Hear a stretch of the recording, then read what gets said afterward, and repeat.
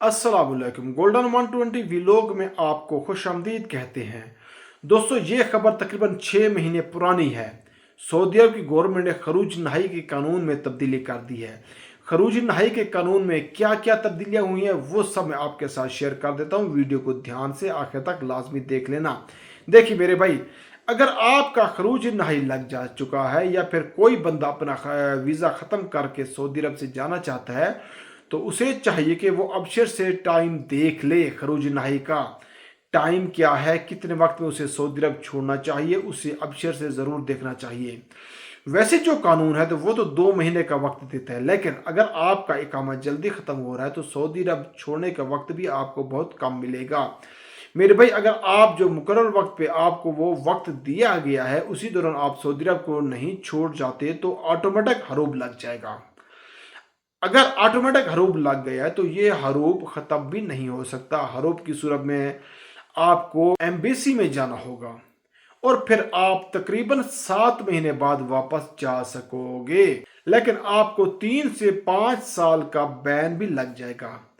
इतने अरसे का नुस्खा आपके ऊपर ज़रूर लगेगा। इससे बेहतर है कि आप वक्त पर यहाँ से चले जाएं और इसी अरसे में सऊदीया में नए वीज़े पर भी आप नहीं आ सकोगे। मतलब आप किसी दूसरे वीज़े पर आना चाहते हैं वो भी आप नहीं आ सकेंगे।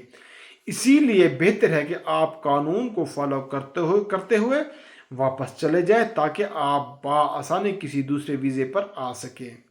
देखिए मेरे भाई, इस नए कानून की वजह से ये कि लोग खरूज नाई लगा कर नहीं जाते थे और कफील हो गया या फिर कंपनी होगी तब तक वो नया वीज़ा भी नहीं निकाल सकते थे जब तक खरूज नाई वाला बंदा वापस नहीं चला जाता, सऊदी अरब को जब तक नहीं छोड़ जाता।